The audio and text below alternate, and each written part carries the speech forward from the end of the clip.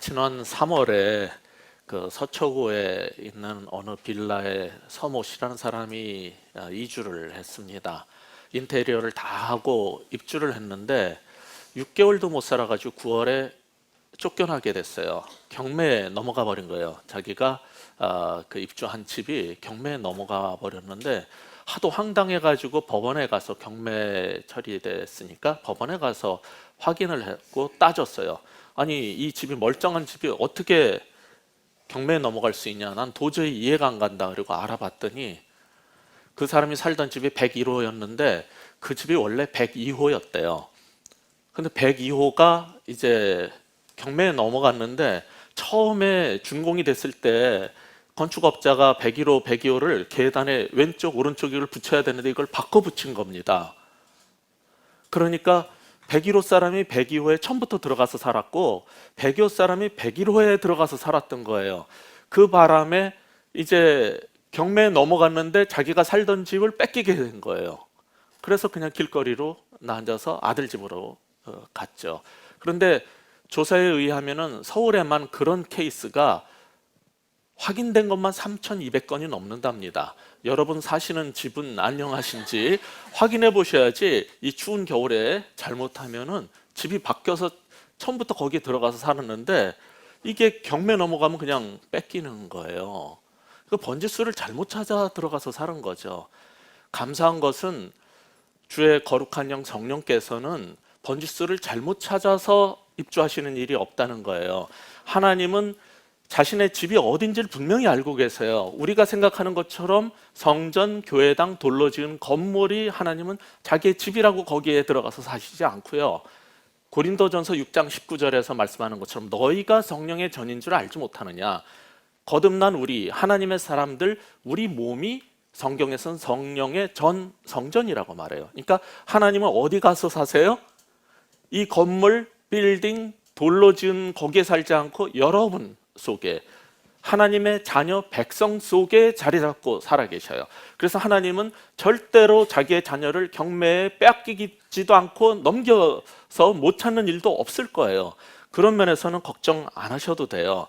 문제는 우리가 만든 종교성이 우리를 망칠 수는 있어요. 그러나 하나님은 분명히 하나님을 만난 사람들을 절대로 빼앗기지 않으십니다. 가끔가다 우리 교회에 오신 분들 가운데 왜 이 교회는 우리를 집사로, 권사로, 장로로 안 세워주냐고 그런 말을 하시는 분들이 있어요. 그것 역시 번지수를 잘못 찾아오신 것입니다. 우리 교회는 성경이 말하는 교회란 무엇인가 그것을 제대로 한번 회복해보고 정말 참된 성경적 공동체를 만들어 보고 싶고, 게다가 우리 교회 베이직이라는 이름처럼 우리는 그리스도 안에서 brothers and sisters in Christ 그 말처럼 그리스도 안에서 형제 자매라는 것을 믿고 그렇게 살려고 하는 교회이기 때문에 여기 와서 왜 우리한테 집사 장로 권사를 안 주냐 이렇게 따지시면은 그거 주는 교회로 가시면 되는 거죠. 그런 데가 너무 많으니까 꼭 여기 아니어도 되잖아요. 우리는 진짜 성경이 말하는 원래 교회 그대로 제대로 번지수를 한번 찾아가 보자 하는 생각으로 하는 겁니다. 물론 아무리 우리가 최선을 다한다고 해도 지상에 완전한 교회란 없다는 것을 우리는 잘 알고 있습니다. 여러분이 이미 사도행전에서 보신 것처럼 성령이 충만해서 정말 이 땅에서 볼 수 없었던 멋진 교회를 만들었던 이 사도행전 교회도 5장에 딱 들어서니까 아나니아 삽비라 사건을 통해 가지고 문제가 있었다는 것을 알 수 있어요. 세상에는 완전한 사람들끼리 완벽한 교회를 이루는 일은 없습니다. 그러나 이 모든 문제들이 있음에도 불구하고 우리는 성경이 말하는 사도행전이 가르치는 교회의 이상을 그냥 추구하는 거예요. 그것을 추구하지만 이 땅에서 이상적인 완전한 교회는 없다는 것도 우리는 잘 알고 있습니다. 이제 5장을 지나서 6장에 들어서게 됐는데 6장에 들어서면 이 사역이라는 아주 귀한 것도 잘못되면 교회에 파괴적인 영향을 끼칠 수 있다는 것을 보게 될 것입니다. 과연 그런가 우리 같이 살펴봐야겠죠. 1절 다시 한번 읽어볼까요? 그때 제자가 더 많아졌는데 헬라파 유대인들이 자기의 과부들이 매일의 구제에 빠짐으로 히브리파 사람을 원망하니, 여기 시작할 때 그때라고 그랬어요. 그때가 언제입니까? 그것은 5장 마지막 42절에서 날마다 예수를 그리스도라고 가르치고 전도하기를 그치지 않았을 때입니다. 사도행전을 시작하는 1장에서 15절에 보면은 모인 무리의 수가 120명쯤 되었을 때, 그때 베드로가 형제들 가운데서 일어나서 말하기 시작했어요. 사람이 많이 모였을 때 사도가 일어나서 그 교회에 첫 번째 전기를 이룹니다. 그것을 그때라고 묘사를 했고, 이제 여기 6장 1절에서는 그 앞에서 5장 마지막 부분에서 말한 것처럼 정말 예수를 그리스도라 전할 때, 그리고 예수의 복음을 전하기 시작해서 사람들이 많이 모였을 때 사도가 이제 다시 한번 교회에 새로운 일을, 전기를 마련하는 거예요. 그래서 여기서 다시 그때라는 단어가 쓰이게 됩니다. 그런데 여기에서 보면 그때 제자가 더 많아졌다라고 그래요. 5장 42절에서 우리가 본 것처럼 날마다 그리스도를 예수를 전하고 가르치자 사람들이 많이 모여서 교회가 부흥했다. 우리는 그렇게 말을 해요, 보통. 근데 여기서는 교회가 부흥했다라는 표현을 쓰지 않고 제자가 많아졌다라고 합니다. 성경이 말하는 교회라는 것은 예수님을 따라가는 제자가 모이는 곳이 교회이지, 어중이 떠중이 많이 모여서 인원만 많이 모아놓고 교회가 됐고 교회가 부흥을 했다 이렇게 말하지 않아요. 제자가 많아진 것이 성경에서 말하는, 추구하고 있는 그런 교회의 본질이기 때문입니다. 그런데 이런 제자들이 이제 많이 모여도 아까 5장에서 아나니아 삽비라 사건처럼 문제가 벌어졌듯이 이제 이 교회에도 또 문제가 시작되는 거예요. 아나니아 삽비라 사건을 통해서 우리는 아무리 거룩을 추구하고 구별을 얘기해도 그러한 것이 잘못 남용되게 되면은 교회를 파괴할 수 있다는 것을 우리가 봤는데, 여기 6장에서는 도대체 어떤 사건이지요? 여기 교회 안에 두 부류의 사람들이 생긴 것을 볼 수 있어요. 여기 보면은 두 부류의 사람은 히브리파하고 헬라파 과부들로 대표되는 그런 건데, 이걸 보면서 이제 오해를 하시면 안 되는 게 있어요. 초대교회에도 역시 인종 간의 갈등이 있구나, 이렇게 생각하시면 안 돼요. 이 둘 다 유대인들이에요. 근데 한 유대인은 뭐냐면 토박이 그냥 아람어 히브리어 하는 유대인이고, 또 한 부류는 미국이나 뭐 이런 데 이민 갔다가 거기서 살다가 돌아온 유대인들로 보여요. 그래서 그 사람들은 헬라어가 익숙하지만은 히브리어를 모르는 건 아니겠죠. 교포 1.5세 2세들이 돌아와서 살면은, 그러나 그들은 헬라어가 편한 사람들이에요. 그래서 교회 안에 두 부류가 있지만 둘 다 유대인들입니다. 그들 사이에서 벌어진 거기 때문에 이거는 그냥 유대인들 사이의 문제지 헬라인과 유대인 사이의 인종 간의 갈등은 아니에요. 그런데 여기서 문제는 헬라파 과부들이 히브리파 과부들에 비해서 뭔가 제대로 대접을 받지 못한 거예요. 그래가지고 원망이 생겼어요. 하여간에 이스라엘이 처음 구성됐을 때도 광야에서 사람들은 원망을 했어요. 모세한테 원망을 하고 그 공동체에 이스라엘이 원망을 했어요. 왜 우리를 이곳으로 데려와가지고 이렇게 못 먹고 힘들게 만드느냐 그랬는데, 이 교회도 이제 원망이 시작된 거예요. 왜 히브리파가 아무리 해도 좀 수가 많아도 그렇지 우리 이렇게 괄시할 수 있느냐, 이런 생각을 할 수 있을 겁니다. 그래서 이 문제가 발생을 하자 이제 어떻게 이것이 해결되는지, 그게 이제 2절 얘기입니다. 2절에 보면은 어떻게 해결하는지 알 수 있죠. 같이 읽어보겠습니다. 12사도가 모든 제자를 불러 이르되 우리가 하나님의 말씀을 제쳐놓고 접대를 일삼는 것이 마땅하지 아니하니. 문제가 발생하자 교회 리더십 그룹인 12사도는 즉시 모든 제자라고 칭해지는 성도들, 즉 교회를 소집을 했어요. 문제가 생기면 이렇게 해야 되는 거예요. 리더는 즉각적으로 교회를 소집을 하고 교회 앞에 즉각적으로 대책을 발표했어요. 그것은 우리 사도들이 교회 일을 더 열심히 하지 않았던 것을 회개합니다 하지 않았어요. 더 열심을 내서, 그러니까 더 시간을 내서 직접 구제일과 과부 접대 일을 열심히 앞장서겠습니다 라고 대책을 발표하지 않았어요. 그렇게 하면 물론 눈앞의 문제는 해결할 수 있어요. 그러나 더 큰 문제에 빠지게 됩니다. 사도들의 본분인 말씀과 기도 사역에 이제 문제가 발생할 수 있는 거죠. 그 일을 열심히 해서 문제는 해결할 수 있지만은 말씀 사역을 제대로 감당할 수가 없는 거예요. 그러면 도대체 어떻게 해야지 문제가 풀리는 겁니까? 그 대책을 보기 전에 몇 가지 먼저 짚고 넘어갈 것들이 있습니다. 이 교회에 벌어진 이 문제를 한글 개역 성경이라면 옛날에 보시던 성경에는 공개를 일삼으면 안 된다라고 말했어. 공개라는 쓰지 않는 아주 어려운 말을 썼어요. 지금 여러분이 보고 계시는 개역 개정 성경은 그걸 뭐라고 바꿔놨어요?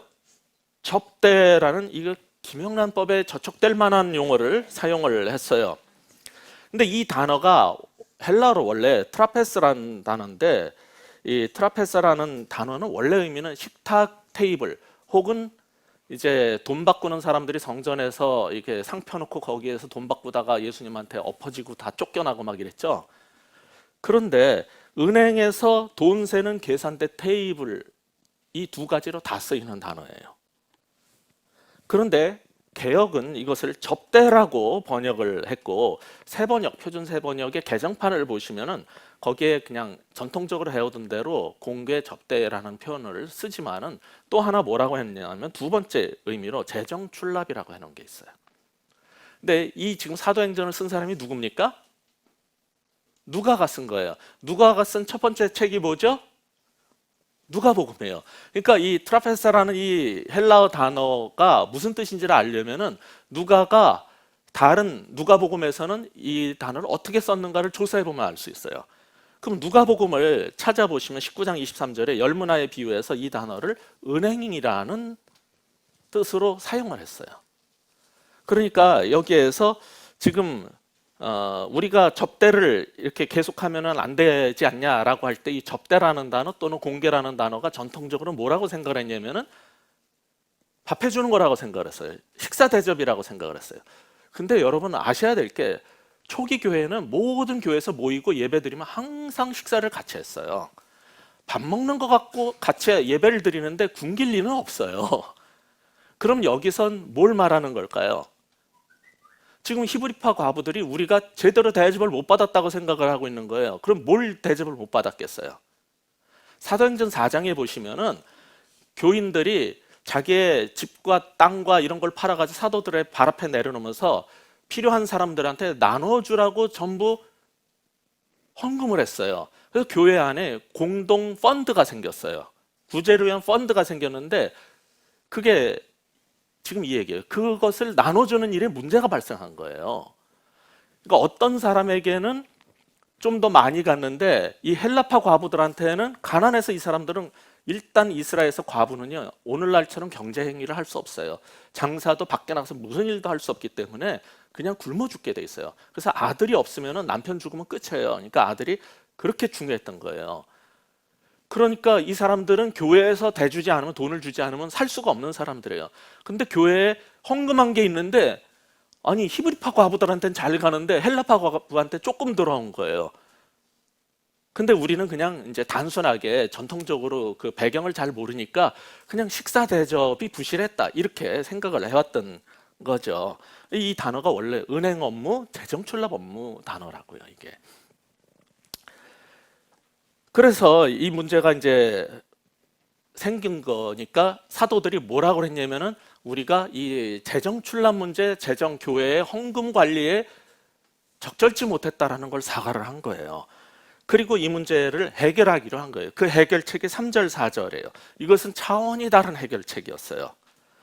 뭐였냐면은 사도들은 이 문제를 해결하기 위해서 직접 우리가 돈 관리를 하고 재정 관리를 여태 해봤지만 잘 안 된다 이거예요. 근데 그걸 더 열심히 하겠다가 아니라 우리는 우리가 본분으로 알고 있는 기도와 말씀 사역에 전념을 하고 이 일을 잘 감당할 수 있는 또 다른 사역자를 세워야 되겠다는 거였어요. 이게 사도들이 제시한 대책이었어요. 여기서 여러분이 주목하셔야 될 것은 2절에서 접대를, 그다음에 이건 트라페자라는 거는 이 은행 상이라고 그랬죠. 은행 테이블. 근데 접대를 일삼는다라고 번역된 단어가 헬라어로 뭐냐면, 오늘 두 개의 헬라어를 좀 사용을 해야 될 것 같아요. 지금 그 하나 지난 건 잊어버리셔도 돼요. 이제부터 나오는 이 헬라어는 어렵지 않아요. 디아코네오라는 단어예요. 이 접대를 일삼는다 할 때 일삼는다라는 단어가 디아코네오라는 단어인데, 이 단어는 1절에서 9제로 번역한 단어의 동사형이에요. 1절에서 9제라는 것은 디아코니아예요. 이 디아코니아라는 것은 봉사, 사역이라는 뜻으로 주로 쓰이는 단어예요. 근데 똑같은 어근의 이 단어를 1절에서는 뭐로 번역했다고요? 구제로 번역을 했고 2절에서는 일 삼는데요. 그런데 4절에 가시면은 말씀 사역이라고 할 때 그 사역이라는 단어가 디아코니아예요. 똑같은 디아코니아라는 단어를 영어로 하면 미니스트리고 그거의 명사형은 미니스터예요. 그런데 이거를 갖다가 지금 똑같은 디아코니아 사역 봉사라는 이 단어를 한쪽에서는 구제 1절, 2절에서는 일 삼는다 동사는 어떻게 그렇게 번역할 수 있어요? 4절에서는 사역으로 번역을 해놓은 거예요. 한글 성경은. 이게 굉장히 묘한 거예요. 여기에서 교회들의 문제가 생기기 시작하는 거예요. 모든 문제의 근본이 어디서 출발을 하는 거냐, 그 뿌리가 뭐냐면은 성경을 정확하게 이해하지 못하고 같은 단어를 자기 기분대로 선입관대로 마음대로 번역하기 시작하면서 교회의 문제들이 시작이 되는 거예요. 이 단어는 전부 다 사역이라고 번역할 수 있는 단어예요. 사도가 하면 사역이고 교인이 하면 봉사라고 생각할지 모르지만 하나님의 일은 똑같이 미니스트리예요. 그게 사역이라는 단어예요. 그러니까 여기서 보면 초대교회에서 교회 안에 사역이 크게 두 가지 부류가 있는데, 하나는 1, 2절에서 말하는 구제, 섬김, 돌봄, 식탁봉사, 재정관리 같은 미니스트리가 하나 있고, 또 하나는 4절에서 말씀 사역이라고 하는 기도와 말씀 사역이라고 번역한 그 사역 미니스트리가 있어요. 그러니까 말씀과 기도 사역은 목사가 하는 거고, 식탁 대접을 하든지 재정관리를 하든지 구제하고 돌보고 사회복지 사역은 목사가 하면 안 되고 교인이 해야 되는 거예요?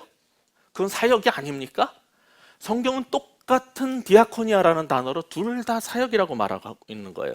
다만 두 가지가 있는데, 사도들은 원래부터 맡았던 내 본분이 뭐라고 생각을 했냐면 프라이어리티가, 나의 사역의 우선순위는 기도와 말씀이라는 거예요. 그러면 교회가 커지면서 새롭게 발생해서 해야 될 사역이 많이 생겼는데, 그 사역을 내가 계속하다가 보면은 또 이런 문제가 발생을 하니까 다른 사람을 세워서 이걸 해결을 해야 되겠다는 거예요. 그래서 3절, 4절에 해결책이 나온 겁니다. 같이 읽어보겠습니다. 시작. 형제들아, 너희 가운데서 성령과 지혜가 충만하여 칭찬받는 사람 7을 택하라. 우리가 이 일을 그들에게 맡기고 우리는 오로지 기도하는 일과 말씀 사역에 힘쓰리라 하니. 교회 안의 문제 해결을 위해서 사도들은 자신들이 더 열심히 하겠다라고 맹세하지 않고, 더 밤을 새겠다, 더 열심히 일할게요 라고 공약하지를 않고, 그 12는 자기네들이 하던 본분의 일을 다하고 새로 발생한 교회 안에 사역을 감당할 수 있는 새로운 지도자를 세우는 새 길을 열어버린 거예요. 여기서 말하는 것은 그런 구제라든지 재정출납이라든지 사회복지사역이라든지 돌봄사역이라든지 이건 사역이 아니라는 말이 아니고, 말씀과 기도에 비해서 이거는 하질이다, 이거는 수준 이하다라는 얘기를 하는 게 아닙니다. 여기서 중요한 것은 사도의 우선순위가 뭐냐, 나는 그것을 잘 감당하고 은사에 따라서 이걸 잘 할 수 있는 새로운 사역자를 세우겠다는 게 창조적인 해결책인 거예요. 이게 사도들이 제시한 전략이에요. 이게 중요한 거예요. 성경이 가르치는 것은 주의 일은 사도 혼자 독점을 하면 되는 게 아니라, 주의 일은 사역을 할 때는 함께 분담을 해야 된다는 원리를 가르치고 있는 거예요. 사도는 사도의 사역을 하고 성도들 가운데서 이 일을 할 수 있는 또 다른 사람을 세워서 모든 교회 사역은 함께 분담해서 나눠야 된다는 게 이 2, 3절에 우리에게 주는 첫 번째 교훈입니다. 교회가 커지면서 일이 계속 생길 거예요. 교회 안에 사역이 많이 생길 거예요. 그것을 사도 혼자서 다 감당할 수 없는 거예요. 사도라고 모든 은사를 다 가진 것도 아니고 혼자 죽자사자 하다가 죽으면은 교회는 어떻게 되는 겁니까? 무너집니다. 그러니까 그 은사를 가지고 그 일을 잘 감당할 수 있는 사람을 세우라는 게 성경의 해결책이에요. 지도자는 이렇게 해야 되는 거예요. 성도들의 유익을 위해서 지도자들은 자신들의 유익을 내세우지도 않고 내 위치를 주장하지도 않고, 이건 내가 확보해야 될 내 장래와 미래를 위해서 내가 가져야 될, 이건 목사만의 고유 영역이야. 말씀과 성례는 니네들이 손대면 안 되고 나가서 주보 나눠주는 거랑 청소나 주차장 일만 해, 이런 식으로 하면서 이거는 성직자만의 고유의 직무야, 이렇게 하지 않았어요. 그리고 정말 중요한 사역인데, 똑같은 디아코니아 미니스트리인데, 말씀 사역은 원래 내가 하던 일인데 이것이 우선순위니까 그 집중을 하고, 또 다르게 교회에 생긴 이 사역을 위해서는 또 다른 사역자들을 세워서 감당하게 하고 나는 동역을 하겠다는 거예요. 여기 이런 방식을 보면은 요즘에 우리나라에 벌어지는 일이, 지금 왜 우리가 답답하냐면은, 누군가가 그 푸른 기와 집을 자기 집이라고 계속 생각하고 어려서부터 살던 집이니까 나는 못 나가겠다, 뭐 이런 것 때문에 기분 나빠하는 사람이 있는지 모르지만 그게 문제가 아니라, 이거를 뭐 탄핵을 하느냐 하야를 하느냐 1월이냐 4월이냐 당장이냐 하는데, 이거는 4개 정파가 전부 다 자기 의견이 다른데 이유가 뭔지 아세요? 왜 이게 해결이 안 나는지 아세요? 당장 대통령 입장에서는 싫을 거고 나가기, 나머지 네 당파도 전부 다 지각각 이해관계가 있어요. 당장 내려놓으면 우리가 권력을 계속 잡을 수 있느냐 계산해 보면 안 맞아요. 한쪽에서는 당장, 한쪽에서는 4월 달에, 한쪽에서는 더 있다가, 뭐 한쪽에서는 뭐 나름대로 계산이 다 있는 거예요. 지도자라는 사람이 자기의 장래와 미래를 확보하기 위해서 움직이지, 정말 백성들을 위해서, 국민들을 위해서 지금 아무 사심 없이 하느냐? 그렇지 않아서 우리가 힘든 거예요. 왜 합의를 하면은 물러나겠다 했는데 왜 합의가 안 되는지 아세요? 당마다 다 계산이 다르거든요. 이거를 그냥 했다가는 자기네들이 계속 권력을 유지할 수 없다고 생각하면은 계산이 빠르기 때문에 안 되는 거예요, 이게. 근데 여기 초기 교회 지도자는 자기 앞길과 장래를 계산하지 않았어요. 이게 사역은 목사만 해야 된다, 사도만 해야 된다가 아니라 또 다른 사역자를 세우면 될 거 아니냐. 일을 나누자, 같이 하자. 이 정신이 있으면요, 교회는 바로 갈 수 있고요, 나라도 바라갈 수 있는 거예요. 근데 회사든 나라든 교회든 이게 힘든 거예요, 지금. 인간은 자기 욕심과 장래에 대한 생각이 있기 때문에. 이렇게 이 문제를 해결하면서 근데 이상한 일이 벌어져요. 12사도라는 단어가 사실 사도행전에서 거의 안 나와요. 근데 여기에 지금 12이 나왔거든요. 근데 이 12사도 얘기가 이제 7을 세우는데, 그 다음부터 12사도가 어디 나오는지 아세요? 안 나옵니다. 이제 사라져요. 12사도는요, 마띠아 뽑을 때 한 번 나오고 교회 문제가 생기니까 이 12사도가 모든 제자들을 모아놓고 대책을 마련하고 교회 전기를 마련하는데 새로운 사역자 7을 세워버린 거예요. 그러고 나서 12사도는 무대 뒤로 사라져버려요. 이제 둘만 남아요. 그 중에 하나가 베드로는 계속 나올 거고요, 앞으로는 전부 다 무대 뒤로 사라지고 누구만 등장하냐면 7과 그 다음에 새로운 사도 바울이 등장을 해요. 이 바울은 12에 속하지 않은 사람이에요. 이거는 너무너무 충격적인 일이에요. 지도자를 새 시대의 일꾼을 세우는 거예요. 이제 히브리파의 교회의 시대는 흘러가고요, 이방에게 복음을 전해야 되기 때문에 헬라파가 중요하고, 거기에서 새로운 지도자들이 세워졌는데 그 다음부터 12은 무대 뒤에서 안 보여요. 그리고 바울이 등장하고 이제 헬라파 지도자들이 교회 일들을 끌어가기 시작해요. 그래도 괜찮냐고요. 어떤 지도자도, 어떤 정치가도, 어떤 목사도 이 문제에서 심각하게 고민하지 않을 사람은 거의 없을 거라고 생각해요. 근데 12사도는 그 일을 해낸 거예요. 이게 놀라운 거예요. 사실 우리말에는 여기 2절에 보면 12사도라고 번역을 해놨는데요, 헬라어 원문 성경을 보면 그냥 12입니다. 영어 성경도 더 12라고 해놨어요. 어퍼슬 없습니다. 거기에 아포스텔로스 단어 없습니다. 헬라어로 그냥 호이 도데카예요. 그냥 12래요. 그런데 한글 성경은 원문에 없는 사도라는 단어를 거기다가 삽입을 해버렸어요. 더 웃기는 거는, 우리들은 자, 집사제도의 기원이 어디죠? 그러면 다 사도행전 6장요 여기라고 그래요. 그런데 여기에는 한글 성경에도 집사라는 단어가 없습니다. 그냥 더 세븐이에요. 7을 세웠는데 7 집사를 세웠다라고 전통적인 선입관을 가지고, 이게 웃기는 게 한글 개역 성경은 원문에 없는 12 뒤에 사도를 집어넣어 놓고요, 그래도 7 뒤에는 집사라고 안 해놨어요. 그런데 우리는 마치 읽는 것처럼 눈에 보이는 듯이 읽어요. 그냥 사도행전 6장을 읽을 때마다 7 뒤에 단어가 없는데 7 집사라고 보여요. 이게 참 환장할 일들이에요. 오늘날 교회에 수많은 문제를 일으키는 게 자기가 여태까지 신앙생활하고 종교 활동을 해온 것에서 가졌던 선입관이 있거든요. 하나님은 이런 분이어야 되고, 교회는 이래야 되고, 목사는 이래야 되고, 하나님의 일은 이렇게 처리해야 되고, 집사는 이렇고, 장로는 이렇고 하는 게 다 주워 들은 걸 갖고 성경을 읽어 들어가요. 근데 집사 단어 없어도 보입니다. 이 놀라운 능력을 갖게 됐어요, 이제. 그래서 교회에 문제가 여기서 발생을 하기 시작하는 거예요. 지금 여기는 어떤 부분이냐면 사도행전 6장이라는 것은 예수님이 12를 세웠어요. 그 12이 이제 뭐를 세웁니까?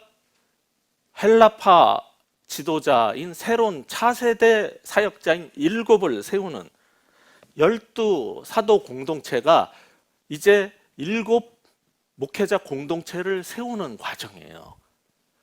그러니까 이 신약교회의 전기를 마련하는 굉장히 중요한 부분입니다. 아까 이 사람들이 그래서 집사가 아니라는 것을 뉘앙스를 깔아서 여러분 들으셨을 거예요. 이 집사라는 영어로 디컨이라는 이 단어는 헬라어로 디아코노스인데 여긴 이 단어가 없거든요. 안 쓰였어요. 아까 말씀드린 것처럼 여기 본문에서 계속 나오는 단어는 뭐냐면 디아코니아예요. 그것은 봉사라고 어떤 부분에 번역해놨지만 전부 사역입니다. 제가 이 말씀을 드리는 거는 이 사도행전 6장에서 집사라는 게 안 나오거든요. 그렇다고 하고 집사는 비성경적이거나 없다라는 얘기를 하고 있는 게 아닙니다. 성경에 집사가 나옵니다. 근데 그건 언제 세워지냐면 교회가 지금 이 사도행전의 원시 초기 교회가 아니라 시대가 흐르면서 교회가 점점 커지고 조직이 방대해졌을 때 로마서 후반이나 빌립보서나 목회서신이라고 말하는 디모데전서 3장에 가면 집사가 나와요. 후대에 세워진 직분인데 그것도 뭐냐면은 미니스트리를 하는 미니스터라는 뜻이에요. 디아코노스는. 그러니까 오늘날 한국교회에서 말하는 집사랑 다른 거를 말하고 있어요. 그거는 여러분이 나중에 확인해 보시면 돼요. 왜 그러냐면 디모데전서에도 감독의 직분을 맡으려면 자격 조건이 이러이러하다 얘기하고 그다음에 집사는 이러하다 하는데 두 개가 차이가 없어요. 굉장히 엄중하고 굉장히 세요. 왜 그러냐면 둘 다 장로나 집사나 감독이나 목사나 성경에서 똑같이 다 미니스터거든요. 그래서 똑같은 높은 수준을 요구를 하는 거예요. 그래서 그것도 오늘날 한국교회에서 생각하는 집사하고는 다른 거예요. 평신도 직분이 아니라 다 목회자 직분이에요.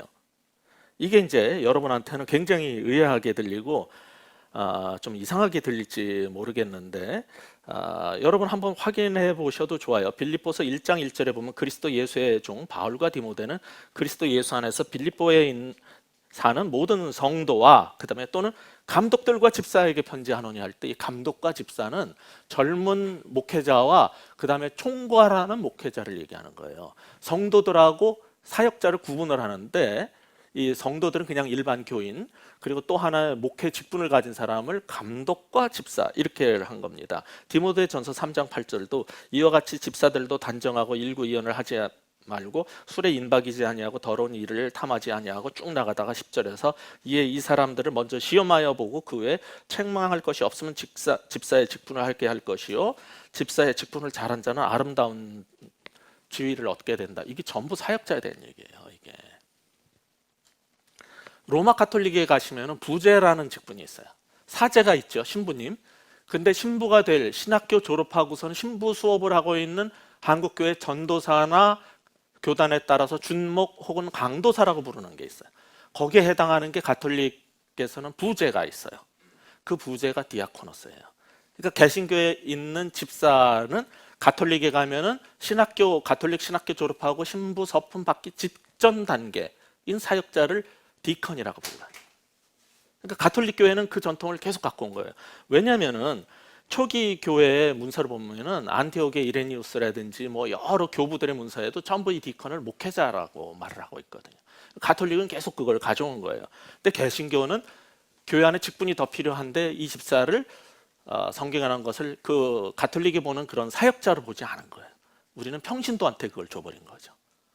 그래서 평신도는 집사고 우리는 목사다. 이렇게 구분을 해버린 건데 이런 얘기를 하면 어떤 사람은 조금 이의를 제기하고 싶은 사람이 있을지도 모르겠어요. 그래도 그렇지 여기에 7 중에 빌립은 집사 아니냐 사도행전 21장 8절에 보면은 나온다 이렇게 말을 하는 분들이 있을 거예요. 거기 가보면은 사도행전 21장 8절에 바울이 프톨레마이라는 지역에 갔을 때 일곱 집사 중 하나인 전도자 빌립의 집에 들어가니 그의 예언자 네 딸을 만난다는 사건이 나와요. 우리 개역에 여기 이렇게 돼 있지 않냐? 일곱 집사 중에 하나인 이렇게 빌립. 그런데 헬라어 성경이나 어떤 영어 성경에도 일곱 집사랄 때 집사란 단어 없습니다. 한글 성경에만 집어넣는 거예요. 6장에는 일곱 뒤에 집사를 안 넣어서 다행이다 했더니 21장은 누가 번역을 했는지 거기에는 없는데 또 집어넣어놨어요. 헬라 원문에도 없고요. 어떤 영어 성경에도 없어요. 빌립의 직분을 뭐라 그러냐? 일곱 중 하나인 전도자 빌립입니다. 빌립의 직분은 일곱 사역자 중에 하나인데 그 중에서 어떤 일을 계속했냐면 전도 선교 사역을 하던 사람. 그는 전도자 선교사였어요. 그는 집사가 아니에요. 성경이 분명히 써놨어요. 근데 우리는 계속 집사로 보고 싶은 거죠. 지금까지 드렸던 말씀을 정리하자면은 예수님은 누가복음 6장에서 12를 세웠고 그 12과 교회는 7을 세운 거예요. 그렇게 해서 다음에 사역을 이제 맡긴 거예요. 이 이후에 6장 이후 부분하고 7장에 가면 그래서 7 중에 하나인 스데반이 설교를 할 거예요. 그리고 그는 순교를 하게 됩니다. 8장에 가면은 7 중에 하나인 빌립이 복음을 전하고 세례를 베풀 거예요. 그래도 집사예요? 네. 그러면은 둘 중에 하나는 잘못된 거예요. 현재 한국교회 집사들한테 다 세례 주도록 해주든지 아니면 그는 사역자라고 이해를 하든지 둘 중에 하나를 해야지 둘 다 가질 수는 없어요. 말이 안 되는 얘기. 그래서 지금 이런 식으로 이제 7을 이 교회의 새로운 사역을 맡은 사역자로 세우는데 교회 지도자를 세우라고 했는데 이거 누가 세우는 겁니까? 교회에 새로운 전도사 목사를 뽑고 또 아니 그냥 집사 장로 있다고 쳐도 교회 지금 그런 거 둬도 돼요. 이후에 생긴 거니까 그런 거 뭐 권사 성경 없는 것도 두는데 뭐 하여간에 집사 장로 권사 다 두는데 그거 교회 일꾼은 누가 세우는 거죠? 대개는 목사님 이렇게 가르치고 배워왔을 거예요.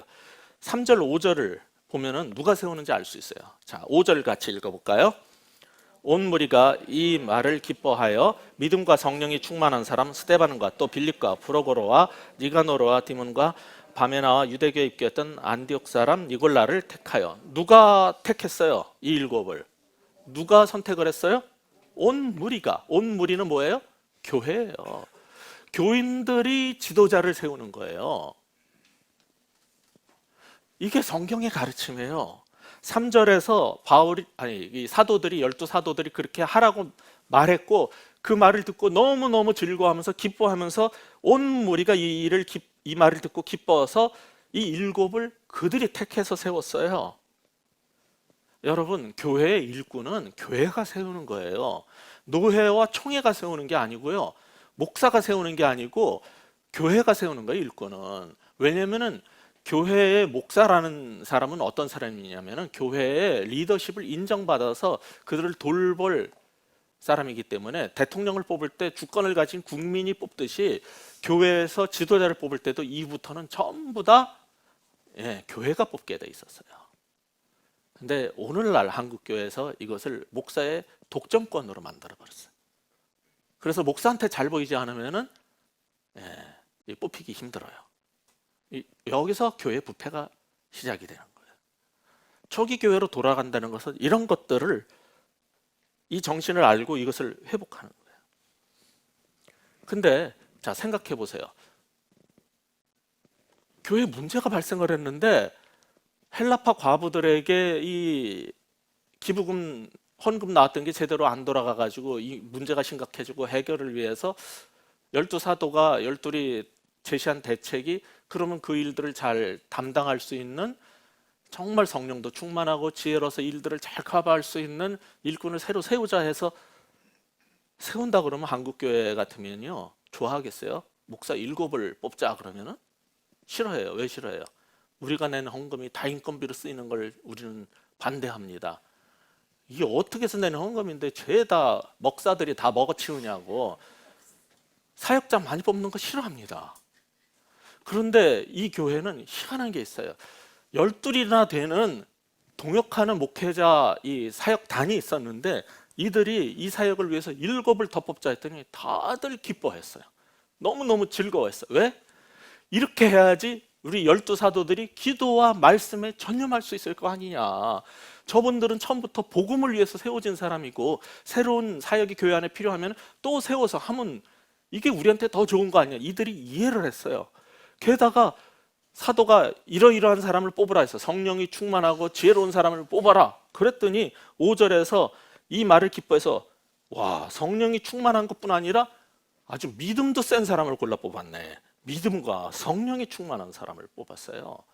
사도는 분명히 성령이 충만하고 지혜로운 사람, 일 잘할 사람, 이 은사 있는 사람 뽑아 했는데 거기다가 믿음까지 좋은 사람을 조건을 더 달아서 뽑았어요. 그 위대한 사도의 위대한 성도들이에요. 아니, 목사가 어떤 사람을 다음 사역자로 차기 사역자로 뽑자 했더니 그것보다 더 센 조건으로 뽑아놨어요. 근데 8절을 보시면은 이 빌립은 또 어떤 사람이냐면은 이게 성령이 충만하고 뭐 지혜롭고 믿음 좋은 정도가 아니라 은혜요, 권능까지 충만해. 뽑아놓은 거 보니까 이거는 뭐 보통 내기가 아니에요. 그러니까 참 죄송한 얘기인데 오늘날 현대교회 집사, 장로, 권사님들하고는 수준이 다른 이건 12사도 뺨치는 사람을 뽑아놓은 거예요. 그러면 기존 목사는요 위축감이 듭니다. 나보다 센 게 와? 싫어요.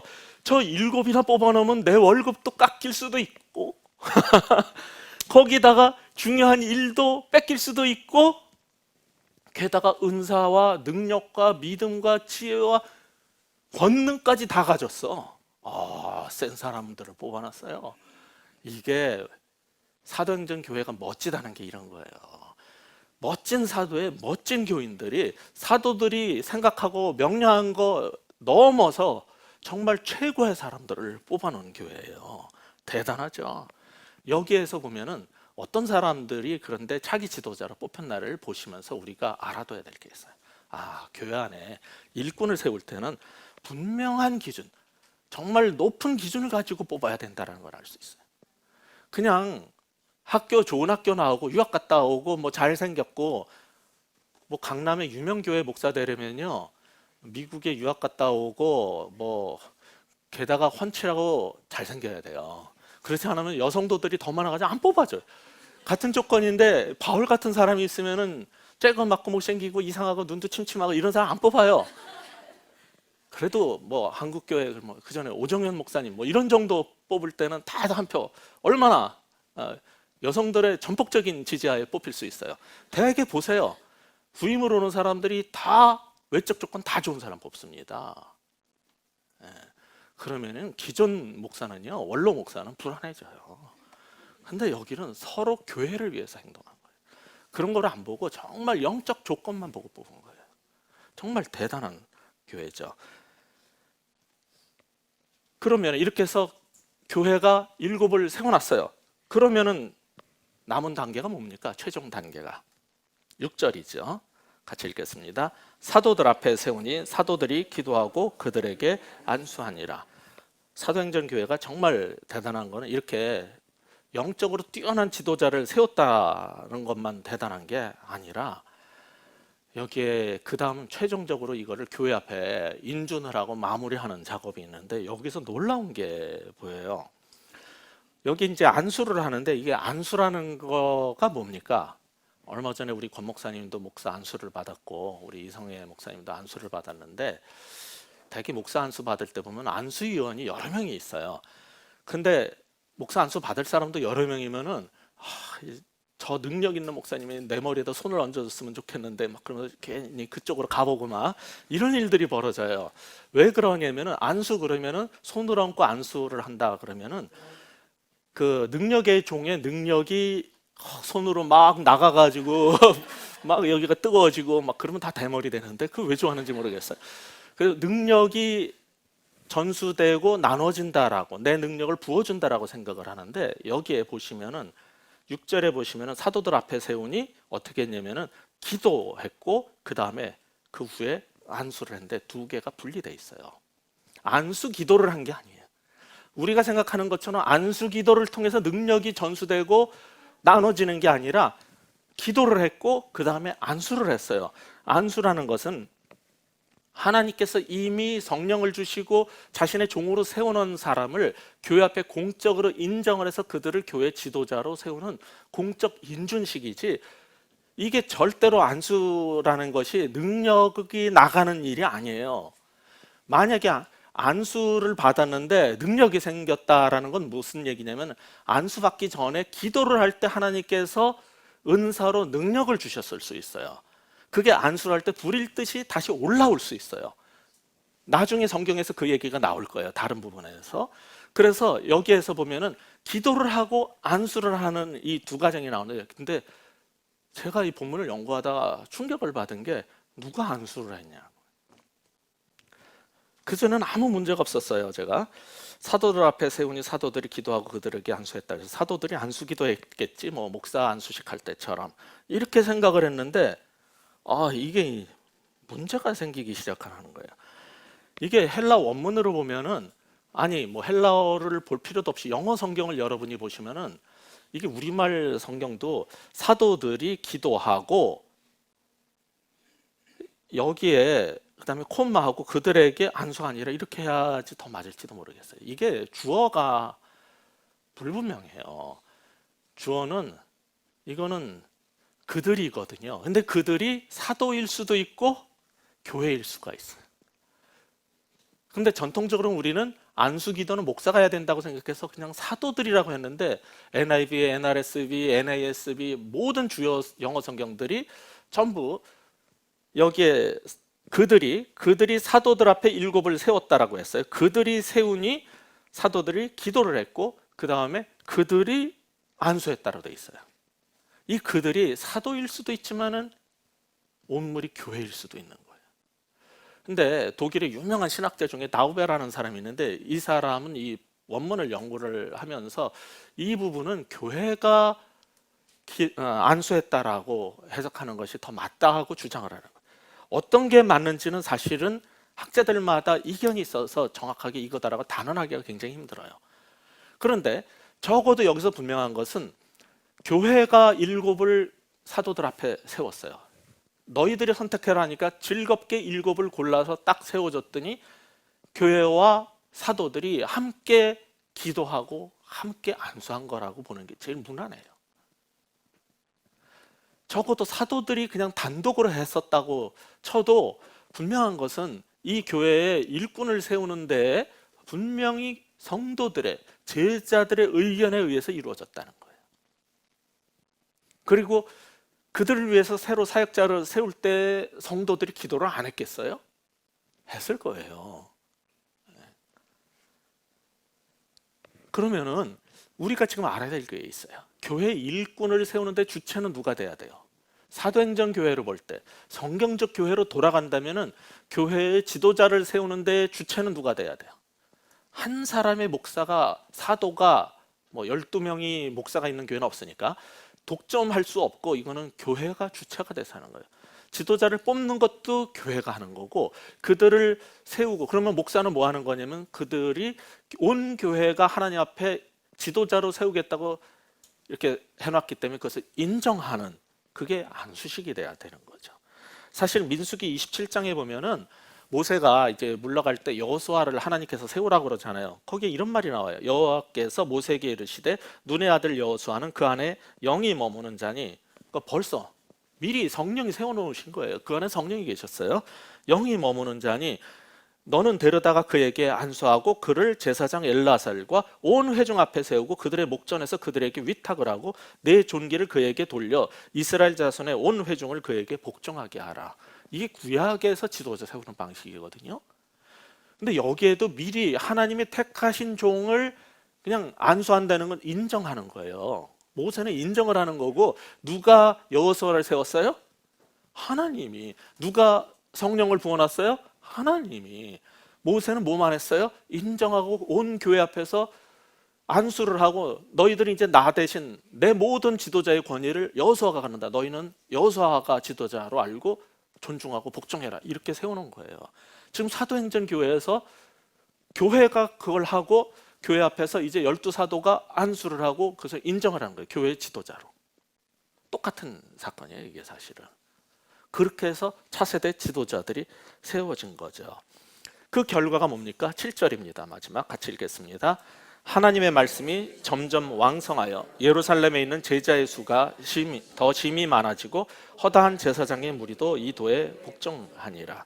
사도들은 기도와 말씀에 전념하고 교회는 한 마음과 한 뜻이 되어서 차세대 일꾼들을, 사역자들을 세워놓고 함께 동역해서 사역을, 목회를 잘하자 하나님의 말씀이 효과적으로 전파되기 시작한 거예요. 그렇게 해서 사도행전 교회는 목회자와 당회원끼리, 교인과 교인들끼리, 목회자와 목회자끼리 갈등, 내부적인 어떤 갈등과 소모전을 겪지 않았어요. 그들은 한 마음과 한 뜻이 되어서 복음을 전파하고 교인들을, 성도들을 돌보기 시작했어요.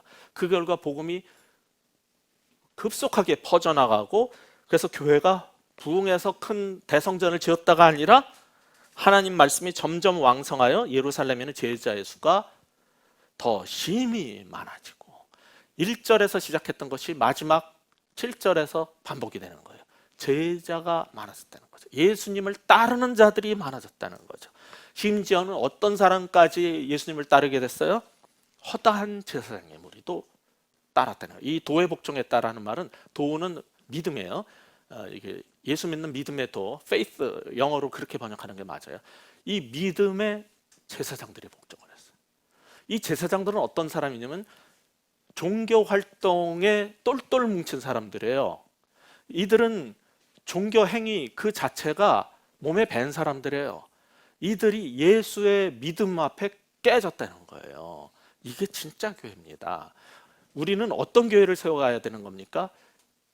이 복음을 명료하게 전해서 이 복음 앞에 굴복하고 거듭나서 제자가 늘어나는 교회가 돼야 되는 거예요. 다른 교회 다니는 사람 많이 모아올 게 우리의 목표가 아니라 예수님을 전해서 제자가 늘어나야 돼요. 그리고 심지어는 그 종교 생활에 젖어 있던 종교인들이, 그 제일 목이 곱고 완악한 사람이 제사장들인데, 이 종교인들이 자기의 종교 생활을 깨버리고 주님 앞에 제자로 돌아오는 역사가 있는 교회, 그게 성경이 말하는 교회. 이게 우리는 사도행전 교회가 아름답다, 사도행전 교회로 돌아가야 된다 할 때 바로 이런 교회를 말하는 거지, 방언하는 교회를 말하는 게 아니고 하루에 3,000명씩 전도가 돼서 뭐 엄청난 대형 교회가 됐다, 이런 교회를 꿈꾸는 게 아닙니다. 바로 이 교회.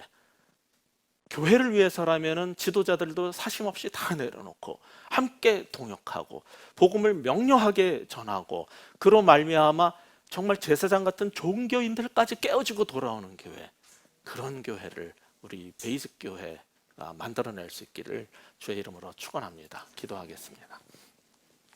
하나님 아버지, 우리가 성경에서 보는 교회, 정말 멋진 교회, 아름다운 교회, 멋진 목회자들과 멋진 성도들이 함께하는 이 교회, 이 교회가 바로 우리 베이직 교회가 되게 하여 주시옵소서. 이 땅의 수많은 교회들, 너무나 많은 문제들로 아픔을 겪고 있는 우리 한국 교회들 불쌍히 여겨 주시고, 성경을 읽으면서 발견하는 바로 이 교회의 모습으로 돌아갈 수 있도록, 백투 베이직 할 수 있도록 성경으로 돌아가는 모든 한국 교회들 되게 하여 주시옵소서. 그리고 이 땅의 지도자들도 정말 이 하나님 말씀을 맡은 지도자들처럼 아버지, 나라를 위해서, 백성들을 위해서 자신의 앞길과 영달을 취하지 않고 기꺼이 내려놓고 정말 이 나라를 살리기 위해서 헌신하는 모두들 되게 하여 주옵소서. 그래서 우리들이 이 땅에서 살 때 나라에서도 교회 안에서도 행복하고 정말 복된 모두 될 수 있도록 축복하여 주시옵소서. 예수 그리스도 이름으로 간절히 기도합니다.